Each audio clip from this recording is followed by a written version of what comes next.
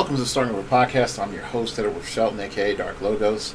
And this is the show that we look at the strategies, tactics, and mechanics behind the game of heroclix. That's right, my dear, awesome co-host, the Fan, is back. It's not quite the super fan, but it does the job. Definitely when the air conditioning doesn't reach like exactly back into the recording area and the outside temperature is like 100 and the inside temperature is 110. So yeah, the super fan is here. Well, sorry, the fan is here for this episode 250. I like to thank everybody that sent in questions, and I appreciate it a lot on this grand ride to 250 episodes. I've been on a lot of different shows lately, and I do appreciate the fact that some folks have just come up to me and been like, look, man, this show wouldn't exist without you. I was listening to Starting Over Podcast, and I was like, yo, I think I can do this. Or people who said, like, hey, I can do it better. and with that, I'm grateful for us still having a healthy Clicks commentary community. There's no egos. Nobody is at each other's throat. There's no beef to my knowledge. If so, I'm out of that. And when all's said and done, everybody is, glad for new people to come in and sad when other faces go. So, yeah. Today's episode is just mainly more of me sort of saying thanks to you, the fans, for listening and watching. So, all right. So let's get into today's episode. I'm gonna go and read off. I'm gonna start off with Malcolm Rush, and he sent me some questions for episode 250. He first asked, "What's the best and the worst of the Giants or Colossals?" The best of all time is Dr. Manhattan, because that dude is broken. The worst of all times, I would say, as things are now, Fing Fang Foom. Like, he does not have a lot going for him anymore. You could make a close argument for Starro, but it's not quite there with Starro anymore. Starro's not bad in the long run, but Fing Fang Foom is probably the worst. Best and worst looking Giants and Colossals. I'm biased on this one. Man, I have mad love for my Skull Ship. I really, really do. If I was to really break down the best colossal figure just on aesthetics alone, I would be tied between Brainiac, Skullship, and Master Mold. But yeah, those are two of my favorite heroclix. So yeah, Brainiac, Skullship, and Master Mold are tied for the best looking. Worst looking, old school Giganto. The Mole Man Giganto, that sucker's ugly. It may be accurate, but it's ugly.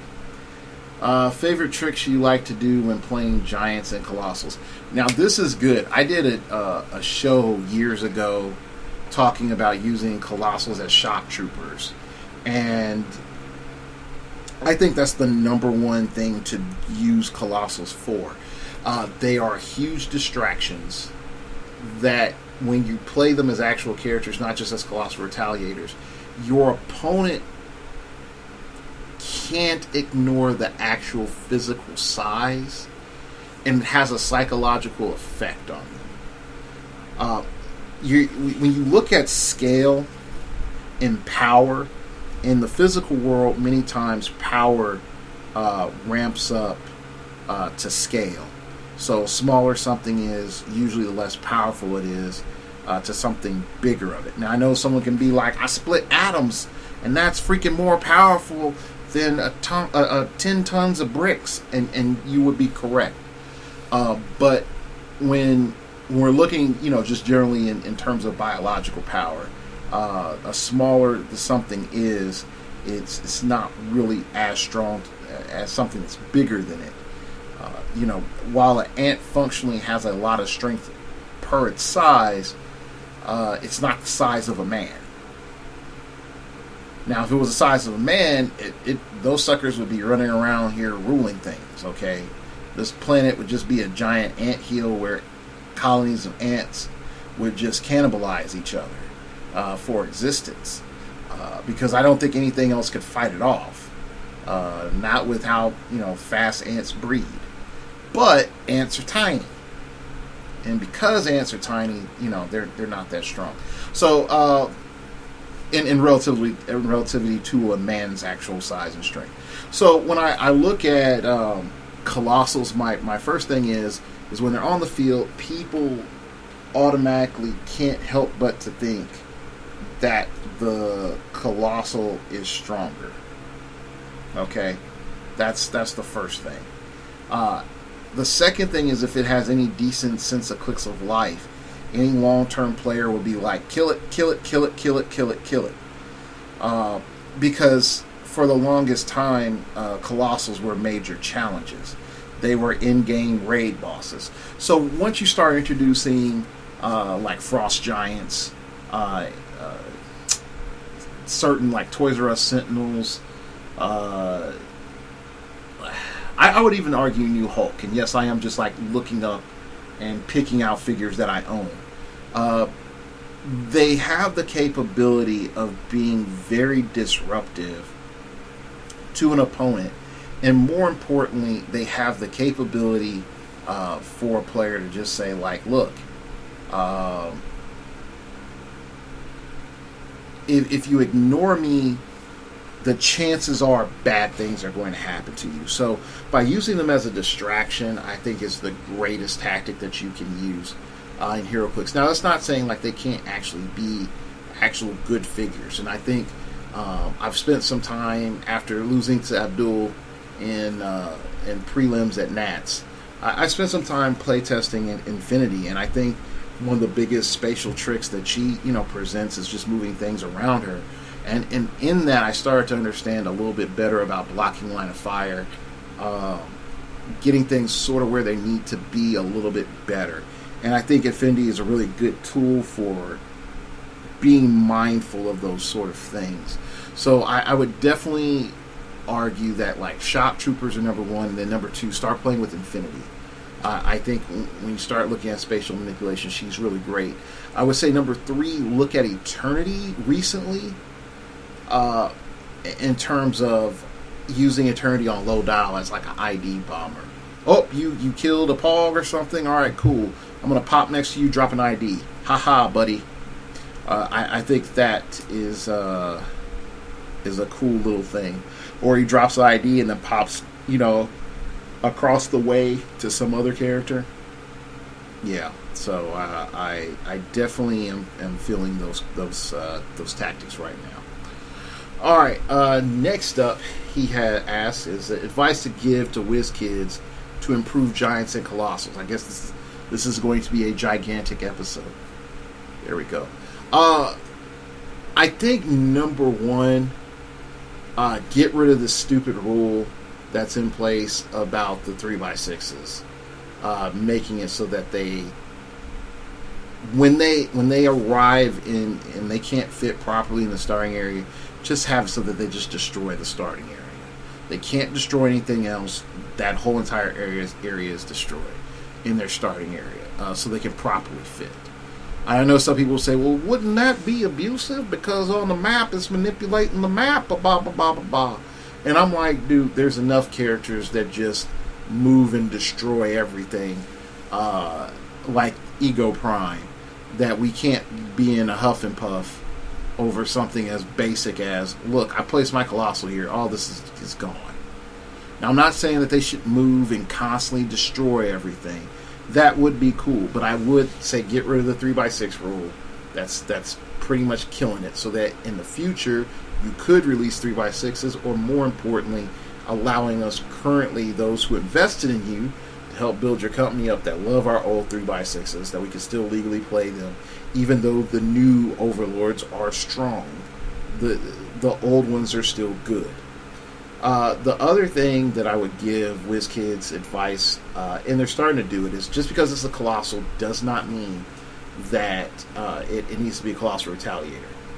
Give us more like low point Colossals, in the sense of it can be 500 and 600 points, but you know, if it hits that 600 points value, give me a 150. Give me a 50 point dial, a 75 point dial. Not just like, oh, you have Colossal Retaliator. You know, like I want to be able to say like, all right, cool. Like I was able to pull from a void to almost dead Thanos. You know, like great. All right, you know that would be cool. I think the multi-point dial could allow for some cool things to happen.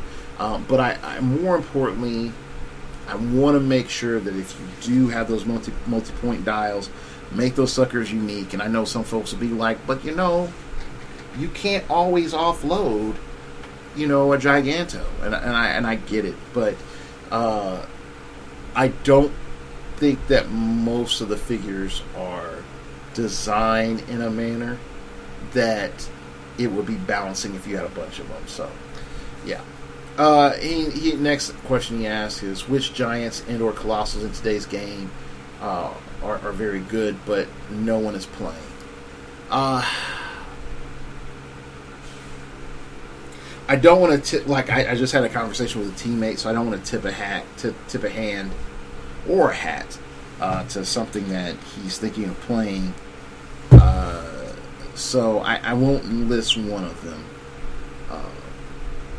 But if I could think of Colossals that are really good, I have to come back to Eternity. The ability for Eternity to ID bomb people is stupid. In the current 300 point game, like it's really strong, and I don't think most people understand just how strong that ability is. And because of that, it puts Eternity in a huge advantage to surprise people in local games and small WKOs, because you play Eternity at 100, you play whatever else with it, and Eternity just takes the keyword. So it's like, hey, here's my X-Men theme team with Eternity. I have this super prob. Thank you very much. So I have this prob, and I also am able to reposition and just drop Banshee ID cards on you all day from downtown. Yeah, so I think Eternity is definitely one that people are sleeping on. I think the new Hulk is good. I don't think that he is good as Fast Force's Hulk. Shocker. But I do think he's good. And I think the question comes in is, where is the player base going to take him? Now, I think, unfortunately, he's bound a little bit more to local meta than Rock right now. But you know me. Like, I'll say, like, look, this isn't meta, and come Rocktober, this thing magically becomes meta. I don't know. I have this ability. Again, if I could use it to win the lottery, yeah, dude, like, that would be great. But yeah, overall, I definitely will have to say that Hulk, with the stop clicks and everything else, would be great. Now, the frustration is that since he can't get equipment on him, you're stuck waiting and hoping WizKids releases a resource that will in the future make him better. But I really don't see that happening. I think what they're going to do is I think they're going to slow play the resources. They know they introduced the Blackbird. We still have, for our chagrin, the Punisher van. And it's just going to stay that way for a while. Those are going to be our two resources in the meta. And I think we're going to be in an odd position. The first problem is going to be with that Hulk. What are you going to do to build around it? Is it going to be Justice League? I mean, not Justice League. Is it going to be Avengers? Or is it going to be something else? And I think more is going to be something else than Avengers. So, yeah. Which Giants and/or Colossals do you want WizKids to make next, and why?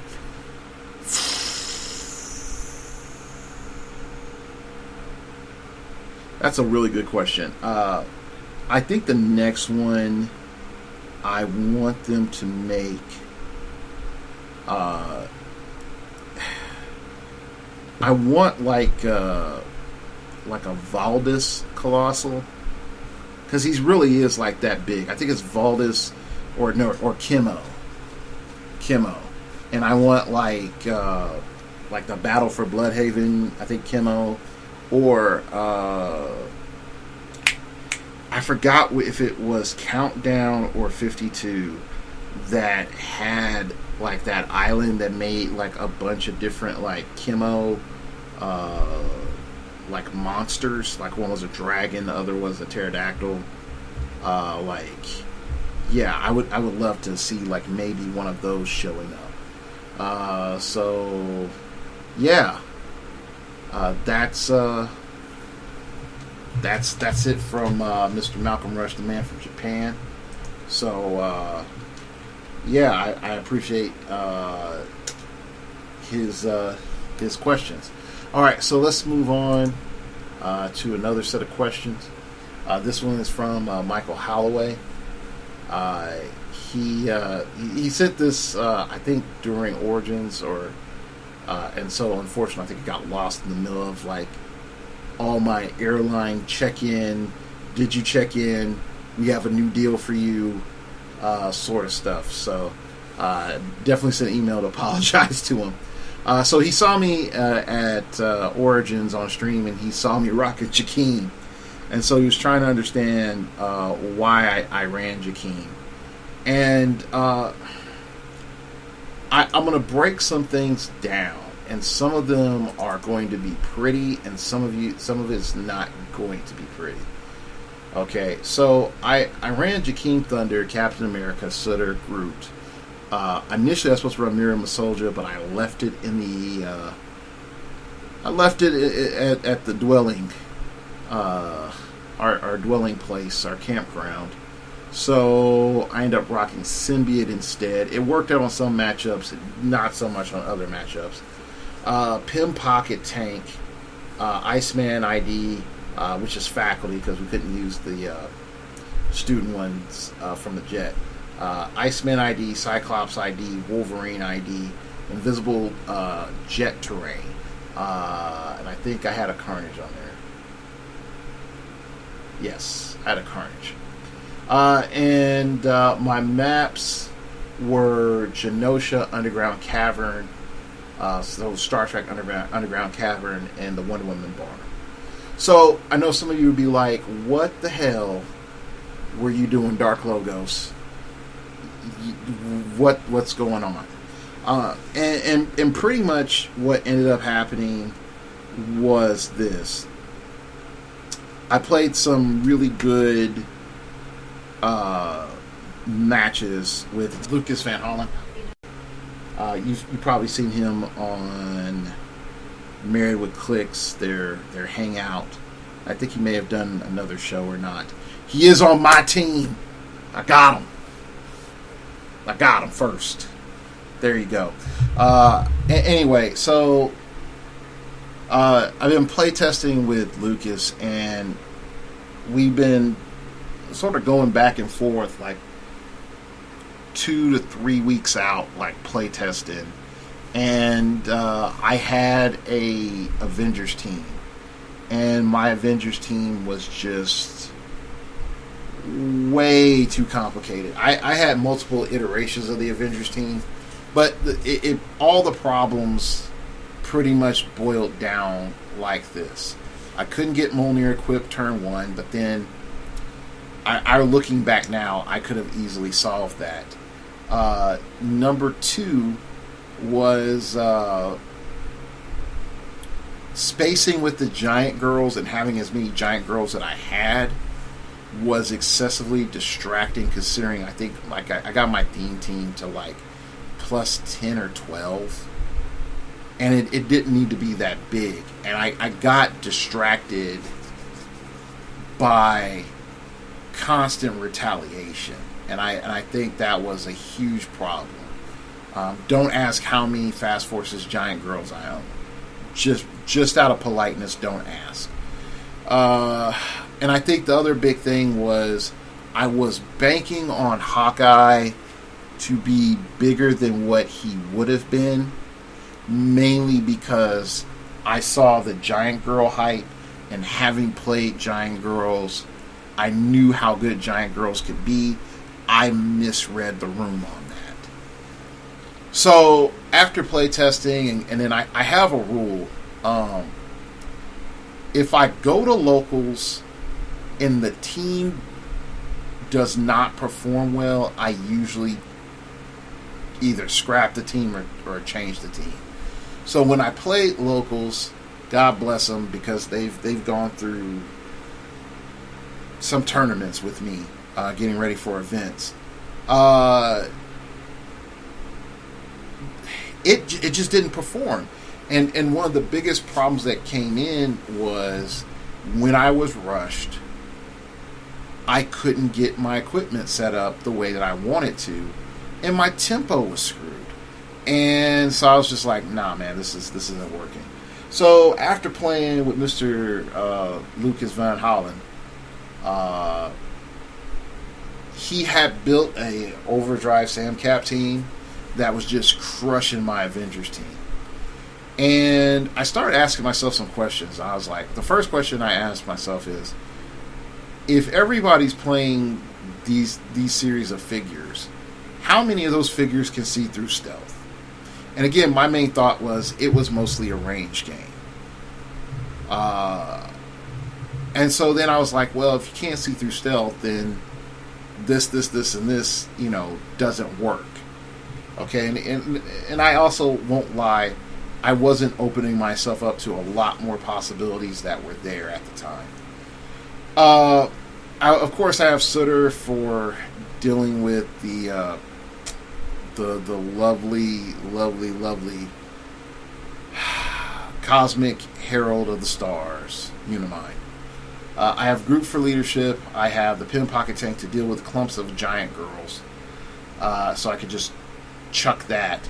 I have Samcap primarily there to be aggressive, place early after I get my symbiote, and then drop her, and if I need to, like, just summon Wolverine on somebody's side of the field, or Cyclops on someone's side of the field, so he gets more bonuses.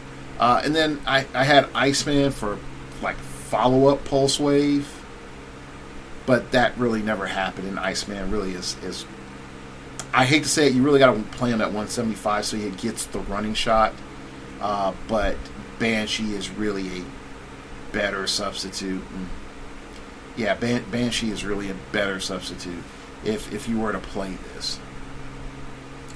But I couldn't have Banshee at the time. Carnage does Carnage things. So you can see, like, to a degree,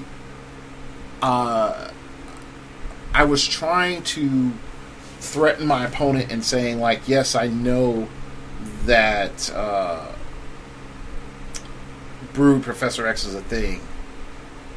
You can't kill all my retaliators. Like, that was sort of my mindset. Like, you can't can't kill all my retaliators because I can block with you. I can block Sooter using Groot and Carnage. And definitely if they get in like a corner or something like that, I can stop that from happening. Now, again, if someone has like if someone has shredders, they're dead, which enough teams did, and that was part of the problem. The pin pocket tank sort of did okay. My maps were Genosha, which allowed me to do elevation jank, and is better against some teams and worse against other teams. If I was able to face an overdrive team, then Genosha is really solid. But if you don't face an overdrive team, then Genosha is not that good. I had Underground Cavern just mainly to slow down tempo. And I have Wonder Woman Barn because the invisible jet as terrain, you can place that and just block off any sort of grounded characters from just moving.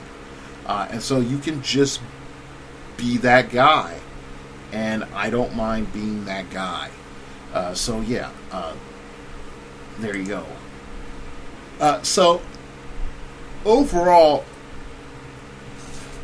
I had to face a decision when I made my team. Was like, do I try to huff through and play the Avengers team, or do I go back to something that I know and that I can functionally do with the time that I had left? And that's what I made the call for. A lot of my teammates got on me about Jakeem. And even with our post-Origins polling, they were like, Jakeem is done. Like, he's not good. He can't carry. And my main thing I look at when playing Jakeem, coulda, woulda, shoulda, and close only really matters when you're hand grenades and horseshoes and all that. But I could have beat Easton if I was paying attention to the points and I went for a Flora Colossal instead of trying to kill Star Fox. I could have won. Would that have made people think Jakeem is still good? I don't know. Would I have made top 16? I don't know. I do know the team was good enough to beat Unimind and good game Maximus. Like the dude has I think it's like Maximus something. It's Maxim. I'm a little tired. It's 3 a.m. But yeah, like he has like the coolest name and the coolest pair of sunglasses, and he was listened to the show. And he had a Unimind team, and I was able to beat him, which I would also argue was probably part of the roughness of my day, is because I think the entire time for whatever I was, I had like the highest point value. I think I was like the highest point winner. So that sort of created problems where I was either facing the worst version of the better record, or I was playing the best version, the best person of the record that I had. So it didn't give me an easy day once I popped in Unimind and scored all those points. It actually gave me a rougher day, but it gave me some insight. So the main problem that I think with Jakeem now is being able to outwit Jakeem's powers just allows him to be open to so many things. And unfortunately, most of the time, you're going to end up picking stealth because there's not a lot of outwit or negation that sees through stealth, except for Unseen. And that's one of the main things that Abdul sort of showed me, was that Unseen definitely had a place because he permanently keeps Jakeem out of the meta. And you might say permanently, that's a little aggressive. And I'm like, no, he does. Because if you try to imitate Abdul's build, you have 3 outwits. Now, add in the fact that you're more than likely going to go against people that are going to have Walking Woods. So that means you're going to get a Leslie Evans Pog, so that's 4 outwits. Granting a team 4 outwits is stupid. Let's just say you didn't go Abdul's route and you don't play Infinity You're not even playing Affinity. You're just playing like 8 Batman and Unseen. And oh, you have double Groots. Guess what? There go 2 more Leslie Evans Pogs. So the fact is, with just by playing a team with Groot, you're handing out your own kryptonite, and Groot is one of the best figures in the game right now. No, it's a problem. Would I play it again? Knowing what I know now, no. My only concern is I don't know what I could have played that would have been better in terms of me being able to know what to do. Like, the only reason I was able to win my first round match was because I knew what my team did. If I didn't know what my team did when my opponent took me, I think he won map. I'm not quite sure.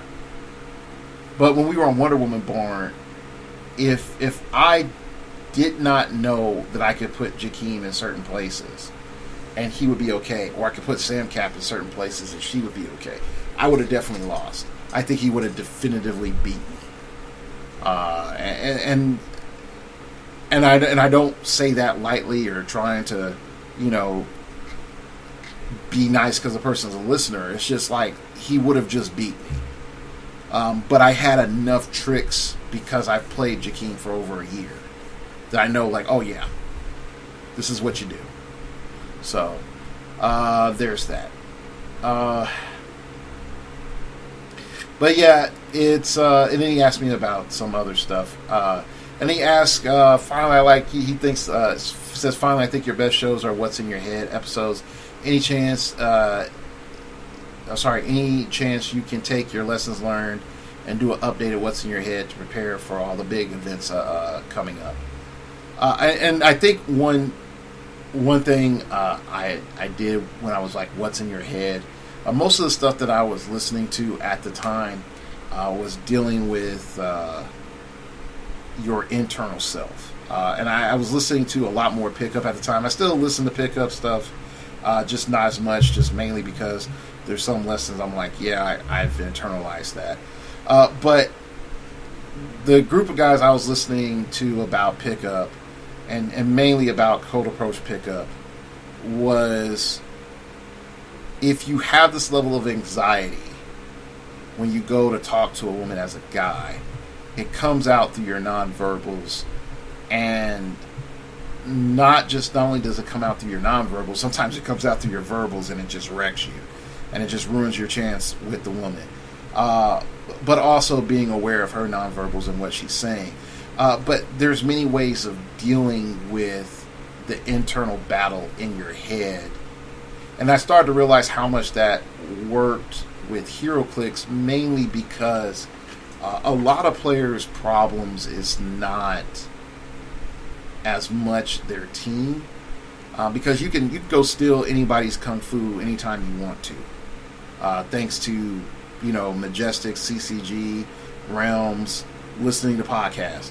You can, if you want to steal starting over podcasts for kung fu, which I wouldn't fully recommend. Maybe take some lessons or two, but I wouldn't try to fully steal my kung fu. Then yeah, you can go into a tournament and do well. I think the issue comes back to what are the hang-ups. And I think when I boiled down like a lot of lessons, because I did think about this email once I saw it, when I boil down most of the lessons now after, making Phoenix Nest and actually being more hands-on in coaching certain people and well, that sounds like I'm isolating people, but certain players and particularly the team.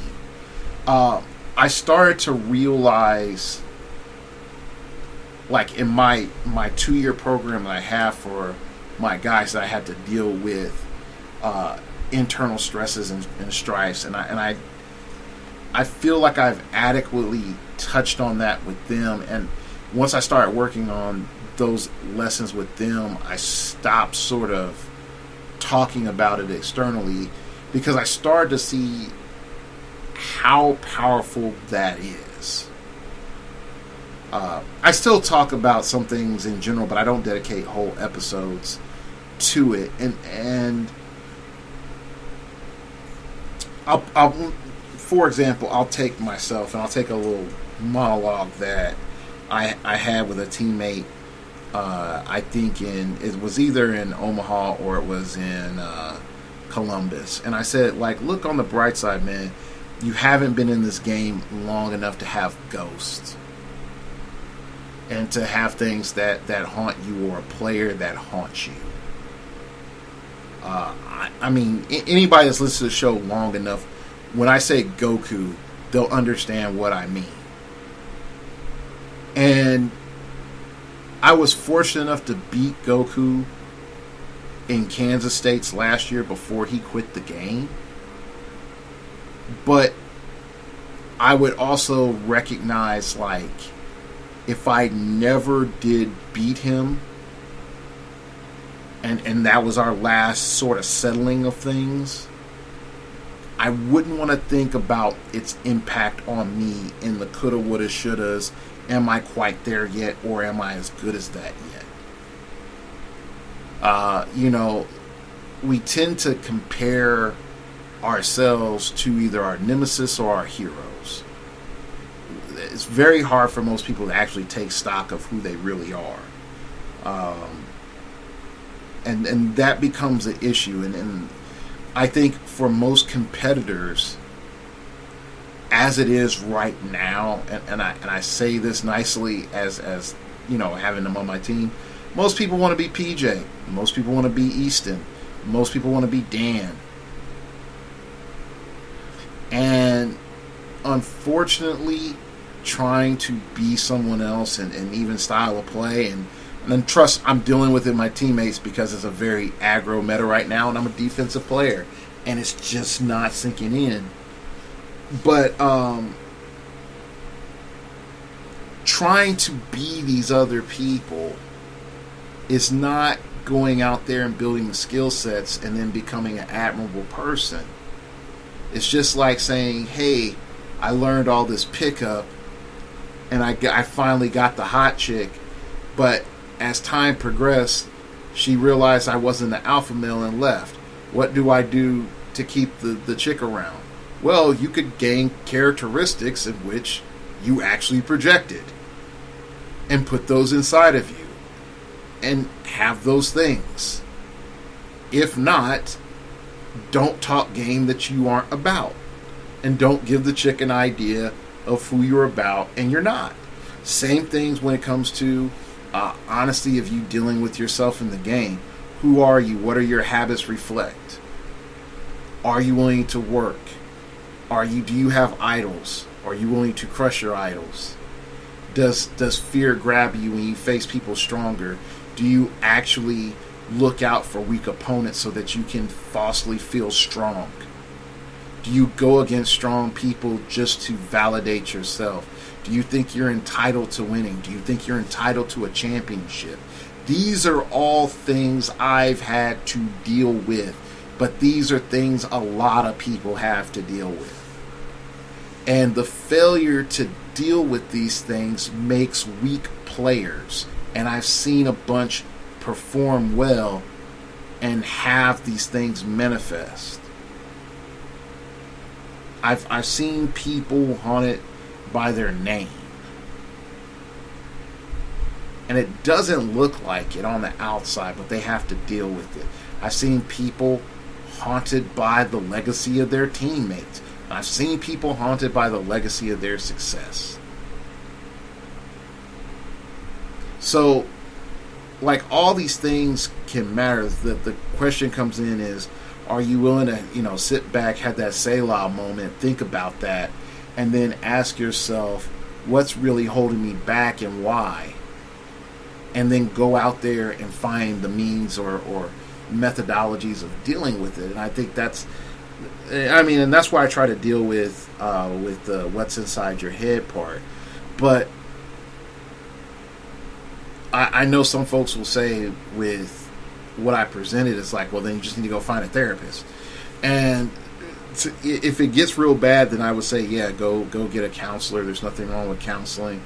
I've dealt with counseling. I've counseled people. I've received counseling. There's nothing wrong with counseling. Okay, I feel everybody in their life needs counseling, mainly because our societal pressures to be perfect people is extremely high, and it warps our view of self so that we can fit. We create either a person that completely conforms or hyper individuals. That if they realize at any point in time they depend on anyone, then that's blasphemy. So, dealing with some things like during the What's Inside Your Head series, a lot of the stuff was either lessons I was learning or things that I was dealing with. And I remember one time I went down to Tulsa, and James Manos, Lord Cardinal, pulled me to the side. He's like, "Yo, man, I listened to that one show. Are you okay? That show went really dark." And I'm like, yeah, man, I'm good. I'm good. You know, in seminary, we sometimes said, like, if you can't preach to the audience, at least preach to yourself. And I sort of needed that one at that time. But yeah, What's Inside Your Head? I don't know if it'll ever come back as much as it did in the past. And I'm not going to say like, yeah, my mind is clean and I love Big Brother. But most of the things that I guess I'm more concerned about as a player, they're not. It's not as much inside of my head, except for a few things. And yeah, and I think for me the biggest thing that comes down to it is, are you really that good? And that's all. It's a hard one to deal with, definitely when people take your advice. But when you surround yourself with excellent people, it's easy to just compare yourself to living in the clouds and not to the full scape of reality. Like, you can look from a mountain peak and you can be on the side of the cliff. You have two perspectives. The guy that's at the side of the cliff, you know, the person at the mountain peak. The person at the side of the cliff has just about as good of a vision as the person at the top. They could be not have that great a distance between the top and the peak, but the goal is always the peak and the vision from the peak. And I can say that, like, when I did speech and debate, I was the man. Not like Al Bundy, like I had the homecoming game, and I scored 6 touchdowns in a single game. More like national qualifier, multiple state championships, college multiple state championships, national qualifier, tournament record. Like, I have tons of trophies that still, like, I look at, and I know what it's like to, without being blasphemous, to have none beside me.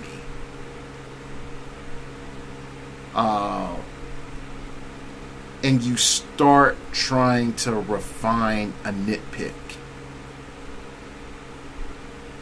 And I hated what I became like that. Because as much as I knew of who I was as myself, my identity became winning. But that's something some people say like they wish they were fortunate to understand what life is like from the perspective of being a champion. But I would also argue is most people would love the moment of being a champion, hate the work of it, and hate the after effects after the feel goods leave you.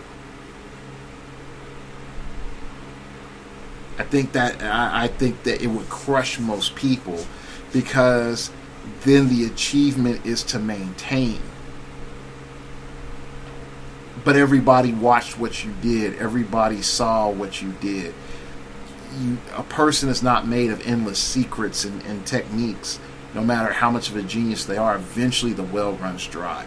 There's only so much you can keep people on their edge. There's only so long you have a physical prime. There's only so long you have a mental prime before you have to bow out and somebody takes you out, which you feel is inferior to. Or your last great hurrah is you stumbling around. And they say, and you don't want people to say, I remember when. But anyway, also this is Mike is the same Mike. A couple years ago, gave some stuff to the show, and I did a really bad rendition of the Golden Girls theme song. So yeah, if you go back and you look for the Thanks Mike video, that's him. So yeah. All right, Scott Johnson. He sent me an email. He says, "Can you mention the Houston heroclix shootout in your podcast?" Yep, here you go. Rock and Nerd Thug Radio have brought a series of events to the greater Houston area. Round 1 is in the books with 3 more events to qualify for the big one. Or they have a mega super cute. I couldn't get this out before June 30th. I apologize. Yeah, so I apologize on that. But it's a 400 point rock age limited. But I'm willing to sort of see what was the pricing for that. I mean, yeah, the pricing for that, because they have a cool band list. Felix Faust. I think Felix Faust just rock band flat. Like, I don't think he'll ever become unbanned. Ophidian, Morphing Jar, Copycat, Justice Zephyr, Resurrection Man, Zombie, Super Scroll, Unimind. Now, that last one, I'm not so keen on Unimind anymore. I think he's way killable, definitely, when you start talking limited. But, yeah. 400 points now. I also can see the argument, too, at 400 points that you can play full point Unimind. And that sucker can be scary. So, yeah, okay, I can understand Unimind. But they're giving away a belt, like a title belt. So, let me know how that goes, and hopefully I could I could get that covered, and you know, if anything, I could find out like the event and then maybe talk to the winner or something like that. But yeah, I thought I had something on YouTube, but I'm just checking really quick. And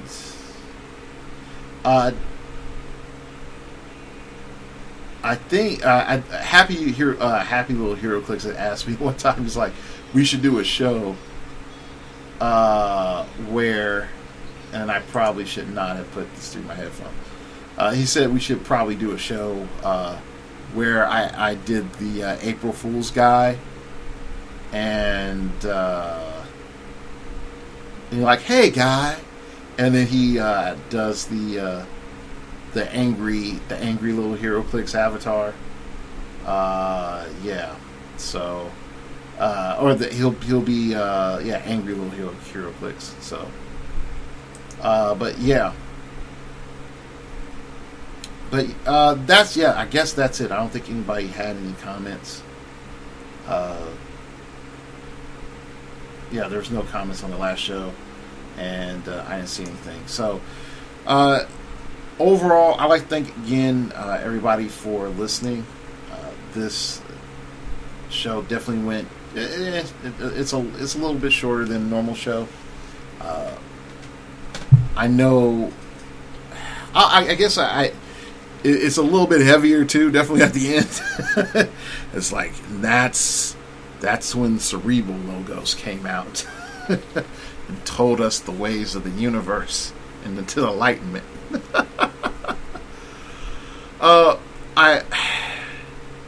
watched Westworld, and there was a phrase of the last episode, and I think it was titled or something. It's like, you live as long as you're remembered. And that does have a point. And I think that's something in which we try to chase our own form of immortality through the memories of others and have epic achievements, because that's what humanity holds on to. Even though, like, in 100 years, I don't think this game will exist. And if it does, it more than likely is not going to remember me. I'm definitely probably not going to be in any Hall of Fame for heroclix. 100 years from now, they're going to be like, you remember the great podcaster Edward Shelton said, remember, we all have to start over sometimes. It was a great philosophical moment of life in which he revealed the gems of the universe. And that's how we unlock fourth dimensional travel. Like, I don't think that's going to happen. But it is nice sort of in the moment, not in a form of celebrity, but in the form of, like, community and celebration, to get to this milestone. And then not only that, for other people to be supportive of it. It's really easy to get, like, a bunch of haters. Really easy to get a bunch of haters. I've had them. But fortunately not really why I played heroclix. I've had people I've annoyed with. I've had people not like me. But I really haven't had haters.